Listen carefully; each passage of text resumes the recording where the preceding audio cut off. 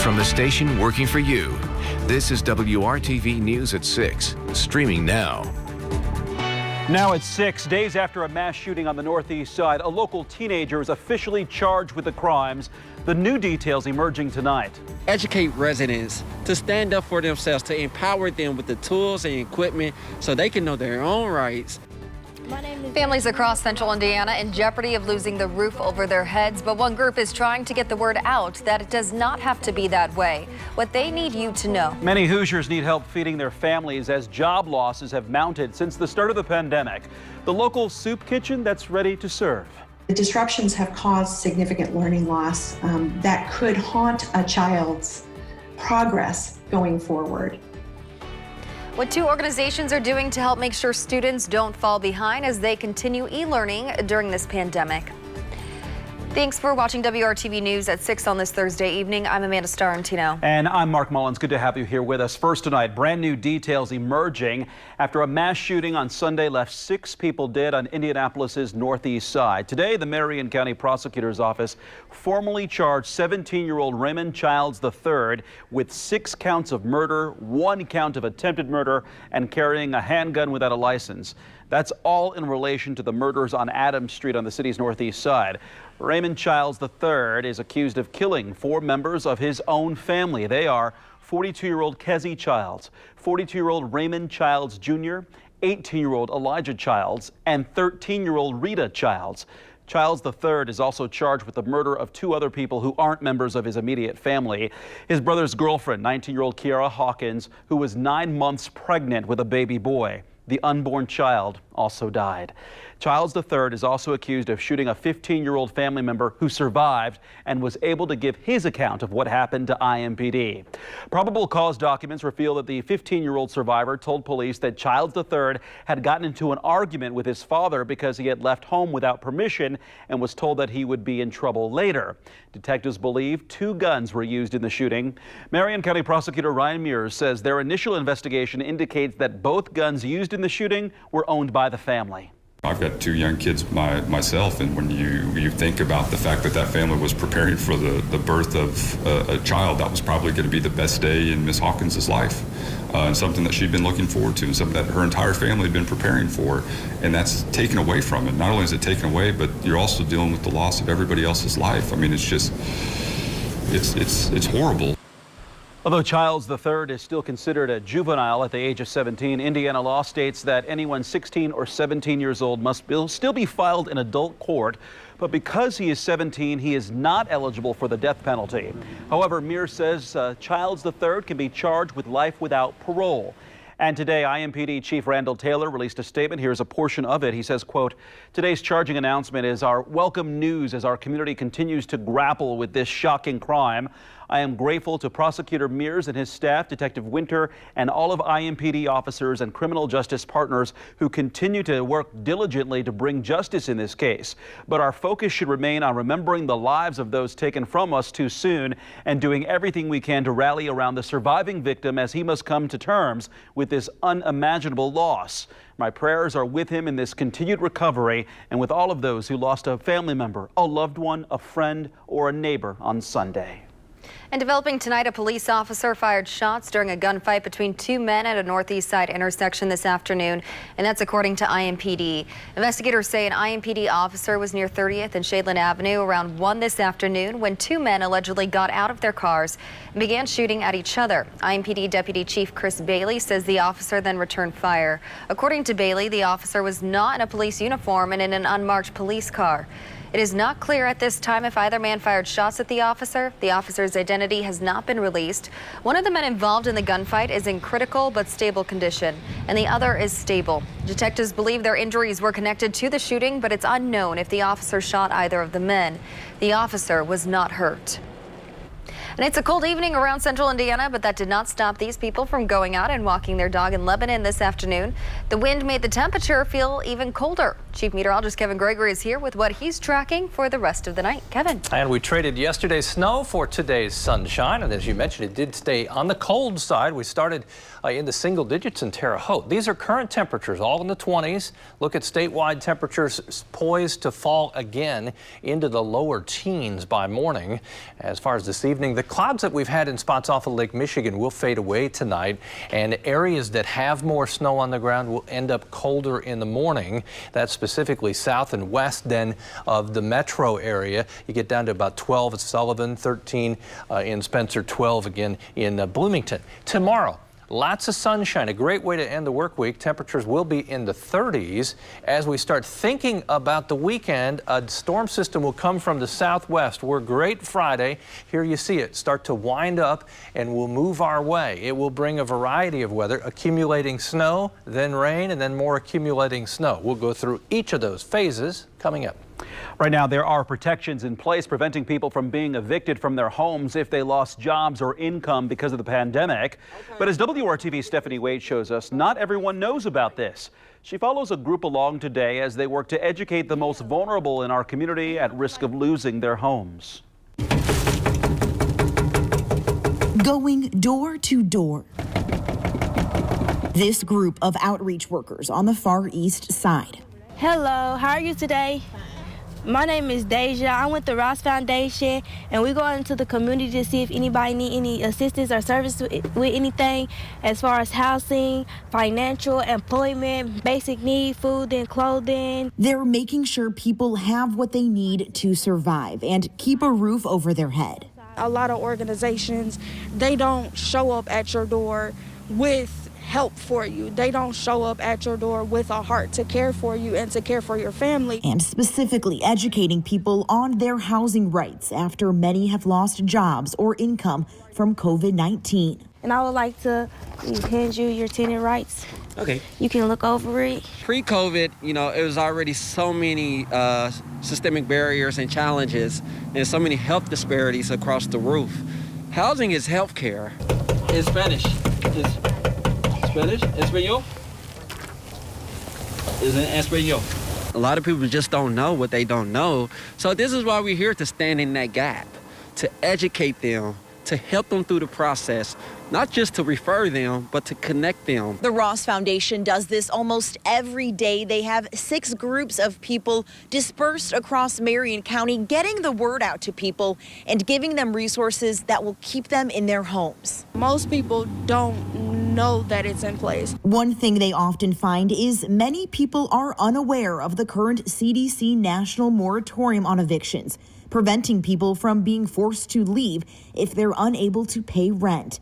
This graph shows about 200 evictions a month were happening across the state when the Indiana moratorium was in place, but increased to 900 evictions a month when that expired and the CDC moratorium was established. The east side, there are a lot of slumlords. There are a lot of landlords that will take advantage of people, especially in situations like this. If they don't have the money, you're gone. Like, if you don't know what you need to know, you're gone. Volunteers immediately hand renters the CDC declaration form they need to fill out and connect them with free legal services. When people are like, wow, well, thank you. I didn't know that information. This is super helpful. I never would have known this. And if it wasn't for you, me and my kids would be out on the street and we would be homeless. Knowing not everyone might be as receptive. As long as you get that one family that's taken care of, as long as you get those children that are not going to have to go to bed hungry, that are not going to have to go to bed sick,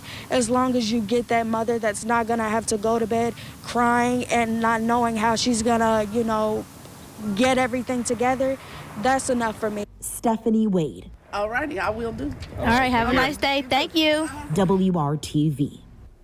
Now, if you are at risk of being evicted, you need to fill out the CDC declaration form and make sure you meet the COVID-19 requirements to avoid eviction. We have much more information about that on our website at WRTV.com. I don't want anybody worrying about food. It's absolutely unnecessary. We have so much food to prepare and serve them. Since the pandemic started, Hoosier families have continued to turn to hunger relief organizations as they've lost their jobs or just need extra help making ends meet. But over the last few months, the Hancock County Soup Kitchen says they've seen the number of people they serve decrease. Tonight, they are sharing a message with our Nicole Griffin, hoping it reaches families in need. The Kenneth Butler Memorial Soup Kitchen in Greenfield serves more than 23,000 people every year. There's no questions to ask. You just come in the door and you'll be given food. In 2020, they saw an 18% increase, but most of the traffic was early on in the pandemic. I feel like there's people out there that really need us. I don't know why, they're not coming. I've tried to figure it out. We've got gobs and gobs and gobs of food. Executive Director Jill Ebert says they started seeing the decrease in November when it got cold. They now have an area with tents inside so people don't have to wait outside. It's an effort to follow the health department's guidelines and keep the kitchen open while the dining room remains closed. Keeping COVID out of the building is the biggest challenge. We did have to shut down at Christmas time. One of my volunteers tested positive. In order to reach more people in need, the Soup Kitchen is now working with the New Pal Open for Biz campaign. It's an effort to support local businesses and organizations. They have a place to give food away for free twice a day, hot food, fresh, but they can't get the message out to the right people that need it. Hancock County business owner Dave Meeker with Bringing Technology to You helps promote businesses through social media platforms. He originally started it to keep businesses in New Palestine open during recent construction on US 52. Then the pandemic happened, and now he's expanding his efforts. The goal is to go to Hancock County and try and find what other companies are out there that are struggling. Meeker is helping the Soup Kitchen as a way to give back. Ultimately, Ebert hopes to reach those families working hard so they don't have to make tough decisions like buying food and not paying for bills or medication. It's absolutely unnecessary. We have so much food to prepare and serve them. Working for you, Nicole Griffin, WRTV. The Kenneth Butler Memorial Soup Kitchen is back to its normal schedule. They serve hot carry-out meals Monday through Friday from 11 a.m. to 1 p.m. and dinner from 5 p.m. to 7 p.m. It's located at 202 East Main Street in Greenfield. You do not have to live in Hancock County to receive free meals. The pandemic also having a major impact on the way students learn. With many schools in our area operating partially or fully online, families are left to take on new challenges with e-learning. Tonight, WRTV's Megan Sanctorum is taking a look at a major investment to help prevent students from falling behind. For many students in our area, learning looks a little different right now. Rather than spending time in a classroom, students are home in front of their laptops. It's been rough. The link doesn't always work. Melissa Dom lives in Indianapolis, and between technology and connectivity issues, she worries her 4 grandchildren are falling behind. They're not going to be anywhere remotely close to going on to the next grade, and that's frustrating. It's not just frustrating for me, but it's frustrating for them. It's a fear many parents and grandparents have right now, and a problem hitting certain communities especially hard. Low income and children of color tend to be even more vulnerable to this because of things like having an environment that's conducive to learning at home and things like really good connectivity for e-learning. That's why the United Way is partnering with the Mind Trust. And together, the two are investing $500,000 into a summer learning initiative aimed at combating pandemic-related learning loss. The goal is to build upon community learning sites like this already in place through the Mind Trust. We don't know the details yet, but we do envision that there will be a curriculum and that will be effective in advancing learning for these children with a pre and post assessment.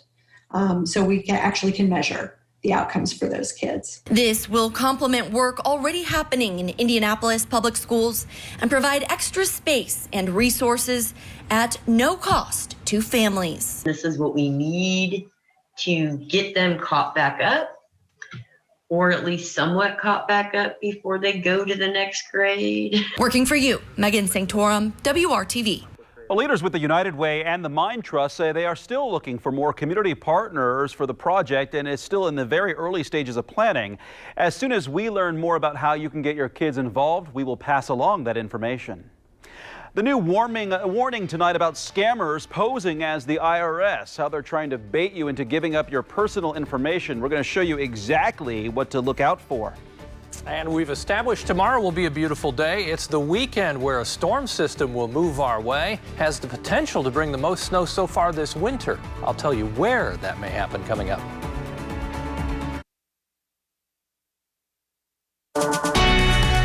From the station working for you, this is WRTV News at 6, streaming now.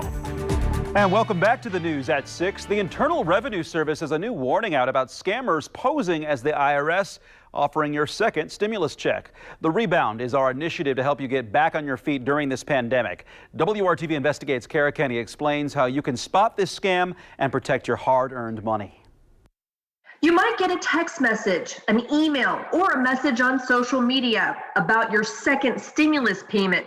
It may ask you for your personal or financial information so it can process your payment, but the IRS says it's a scam. Scammers are looking for an opportunity to cash in and steal money from honest taxpayers. Tamara Cantu is the acting special agent in charge of IRS criminal investigation for Chicago Field Office, which includes Indiana. They're issuing a warning about a new wave of COVID-19 related scams. This as Hoosiers continue to receive their second round of stimulus checks and wait on a possible third round. Scammers may send you a text message asking you to verify your personal or financial information so they can process your stimulus payment. It is a scam, and the IRS will not be text messaging you to ask you for any personal or financial information. The IRS does not send unsolicited texts or emails. You may also get a phone call from someone claiming to be from the IRS. Chances are that's a scam too. If you do get one of those phone calls like that, hang up immediately. Don't even listen to them. The IRS does not call people with threats of jail or lawsuits, nor does it demand tax payments using gift cards. Unfortunately, many people are more likely to believe scammers because they so badly need their $600 stimulus check. Everyone needs their money right now. The pandemic has caused an economic downturn, but that's what criminals prey upon. And that's why they're using this time to steal money. The IRS is working with law enforcement to track down scammers, but they need you to report it. You can call the Disaster Fraud Hotline at 1-866-720-5721. Please report it so that we can look into it. You know, the IRS or another federal agency will be able to maybe look into seeing if we can locate and identify the person that did this. If you've been a victim of a COVID-19 related scam, I want to hear from you. Please email me at kara.kenny@wrtv.com. Working for you, Kara Kenny, WRTV. 6:19 on this dry Thursday night, cold as well. Clouds melting away and skies will be clear. We're calm until probably midday Saturday before any changes arrive. Temperatures all in the 20s now, poised to drop into the teens tonight, as we mentioned. And you can see temperatures just continue to fall. 17, that's in Indianapolis in the morning. I think Terre Haute, Bloomington, Spencer, Bedford, Bloomfield, those areas down to about 12. Tomorrow, lots of sunshine, enjoy a nice end of the week. Then it gets interesting for the weekend as a storm system with a lot more moisture than what we had last night moves into the Midwest. We'll kind of break it down. Tomorrow, it's all about sunshine, just enjoying a decent day, although on the cold side at 35 degrees. Saturday, clouds in the morning. Temperatures continue to warm above freezing. Late in the day, southwest Indiana first. Moisture arrives, maybe a little rain-snow mix at the beginning, then changing quickly to snow. Let's pick up this timeline. 4 o'clock in the afternoon Saturday, the gray of cloud cover. Here comes the first surge of moisture, and I think we may take a nice punch here of moderate snow right at the beginning of this. This would be accumulating snow, and then you see southwest of Terre Haute, Bloomington, and Seymour changing to some rain. As we go into the second phase and we go into the overnight, we push accumulating snow north, expand the rain into central Indiana. That's the first part of this. Now, if we look at into the morning hours on Sunday, it's still snowing in spots like Peru, perhaps Kokomo, Marion, north of Muncie. You'll have the greater accumulation, and that's reflected here. This just takes us through Sunday morning. That's the first phase of this storm system. accumulating snow even in the metro area. There'll be another side to this. Let's pick up the timeline as we get to Sunday. 1 o'clock, still rain along and south of Interstate 70, still all snow to the north. Then it swings back and we all change to snow before it ends on Sunday night into Monday. That's why we need to watch this. Could be the biggest snow of the season so far in spots, and then more rain south of Indianapolis. Temperatures next week as we begin to recover and move out of the weekend storm system. 31 Monday. It's a dry week until the next storm system shows up with some rain, it looks like, on Thursday, Amanda, and a 45-degree high. Thank you, Kevin. The Indiana Pacers are winners of 2 straight, including a back-and-forth game last night in Charlotte. The Pacers took on former Butler star Gordon Hayward and the Hornets Wednesday night. This game saw the Pacers end the first quarter with a 17-point lead. But by halftime, Charlotte had cut Indiana's lead to 4. It was a back-and-forth game most of the second half. Doug McDermott scored 28 points. Malcolm Brogdon had 25. And Domantas Sabonis finished the game with a triple-double as the Pacers defeated the Hornets 116-106. The two teams play again in Charlotte tomorrow night. Tip-off is 7 p.m. We'll be right back.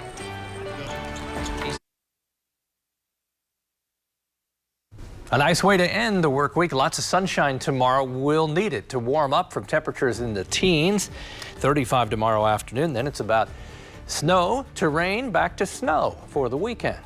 We're off to World News next. We'll see you at 7.